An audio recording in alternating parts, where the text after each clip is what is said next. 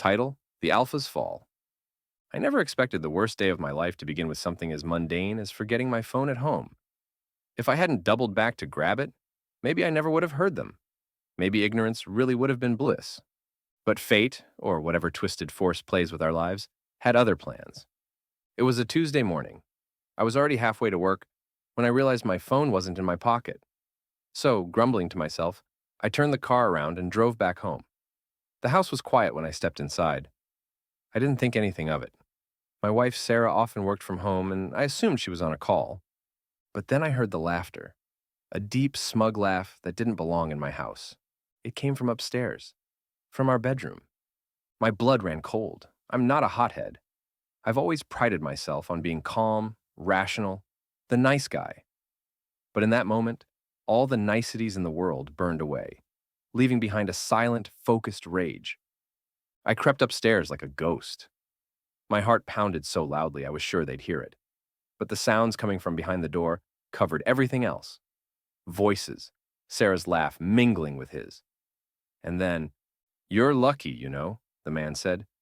"Most women don't get to be with an alpha like me." I froze. An alpha? Sarah giggled, as if he were some kind of goddamn comedian. "You're terrible." Terrible? Nah, I'm the best. Her husband doesn't stand a chance, does he? That was it. That was the moment. Something inside me shattered like glass. I pushed the door open. They were sprawled across my bed, Sarah half-dressed, her lover, a man I'd never seen before, lounging like he owned the place. He wasn't anything special. Mid-30s, scruffy beard, expensive-looking watch. The kind of guy who probably overcompensated for a lack of substance. Sarah gasped when she saw me. She leapt up, fumbling to cover herself. "Michael!" "You don't need to explain," I said. My voice was so calm it startled even me. I turned my gaze to her lover. He smirked at me, completely unbothered. "So, this is the husband, huh?" He said it with disdain like I was some insect he'd flick off his shoulder. Then, with a grin, he added, "You're a lucky man, you know that? I'm showing your wife what it's like to be with a real man." That's when he called himself the Alpha. An alpha, I repeated quietly. The rage that had been simmering now boiled, but still, I kept my composure. Control, I told myself. You're better than him. He grinned wider. That's right, don't take it too hard. Not everyone's cut out to be at the top of the food chain. Sarah looked between us, her face pale. Michael, please, don't do anything stupid. I ignored her. I looked him dead in the eye and said, You think you're an alpha? Let's find out. He frowned, but there was still arrogance in his eyes. He sat up straighter, flexing as if to intimidate me. I didn't flinch. Get dressed, I said, both of you. Sarah opened her mouth to protest, but I cut her off with a look. She'd forfeited the right to explanations or excuses. Her lover shrugged, unfazed. Fine, whatever. This should be good. I turned and walked downstairs, my hands shaking as I gripped the banister. It wasn't fear. It wasn't weakness. It was the adrenaline fueling the first steps of my plan. By the time they came down, I was waiting in the living room. Sarah stood behind her lover, biting her lip and glancing at me with those wide, apologetic eyes. He, meanwhile, stood there like he owned the place, hands stuffed in his pockets, a smug grin plastered across his face. All right, man, he said. Let's get this over with. What do you want to do? Shout? Cry? Punch me? I'm not worried about a guy like you. I smiled. None of that, I said. We're going to play a game. He raised an eyebrow. A game? That's right, I replied. You call yourself the alpha, right? You're the best. So let's see if you're really at the top of the food chain. Now he looked suspicious. What kind of game? A simple challenge, I said. We'll have 3 rounds. Winner takes all. He glanced at Sarah, then back at me. You're serious? As serious as you calling yourself an alpha? He laughed. All right, fine, let's do this. What are the rounds? Round 1, strength. I led him to the garage. I keep a home gym there, nothing fancy, just some free weights and a bench press. So, you want to be the alpha? I said. Let's see what you can lift. He puffed up like a peacock. Too easy. We started with the bench press. He loaded up the bar and cranked out a set of 200 pounds, grunting obnoxiously the whole time. When he finished, he stood up and wiped his hands. "Beat that," he said. I smiled faintly. I hadn't touched the weights in weeks, but adrenaline is a funny thing. It sharpens you. It fuels you. I lay down, focused, and matched his 200 pounds. Then I added 10 more and did it again. His grin faltered.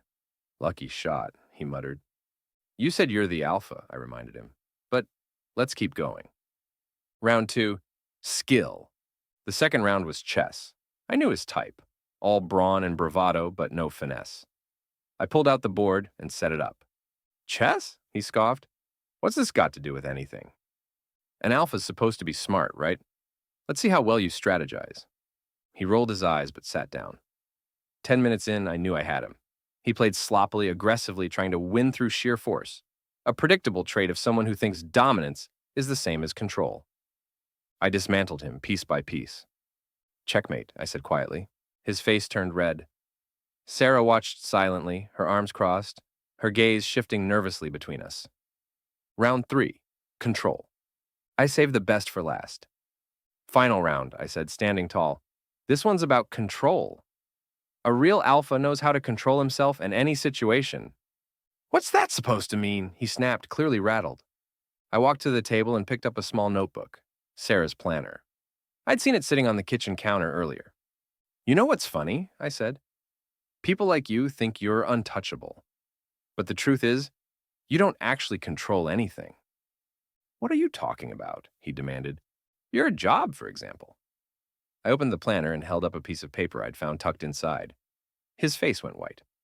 "How do you know about that?" he stammered. I didn't answer. Instead, I spoke calmly, deliberately. "You thought you could come into my house. You thought you could take what's mine without consequences." I stepped closer to him, lowering my voice. "But you underestimated me." "Michael," Sarah whispered, suddenly afraid. Her lover turned to her. "What the hell did you tell him?" "Nothing," she said quickly. I smiled. "Don't blame her. She didn't need to tell me anything. You're sloppy, just like your chess game. I know all about the shady deals at your company, the ones you thought no one would find out about." He staggered back a step. "You're bluffing." "Try me," I said, "or better yet, tell your boss what I know. See what he thinks." Now he was the one shaking. All the bravado, all the smug confidence, gone. "What do you want?" he choked out. "I don't want anything from you," I replied. "I just want you to leave." He swallowed hard, his face pale. He looked at Sarah, but she offered him no support. "Get out of my house," I said quietly. He didn't argue. He didn't shout. He didn't call himself an alpha. He just grabbed his things and stumbled out the door, leaving behind whatever shred of pride he'd brought with him. When he was gone, Sarah tried to speak. "Michael, I held up a hand. "Save it. I'll have the divorce papers drawn up." Tears filled her eyes, but I didn't feel a thing. For the first time in weeks, I felt free. I wasn't a victim. I wasn't weak. I'd faced the man who thought he could take everything from me and watched him crumble. He thought he was the alpha, but in the end, he was nothing. And I, the quiet, unassuming husband, was the one left standing,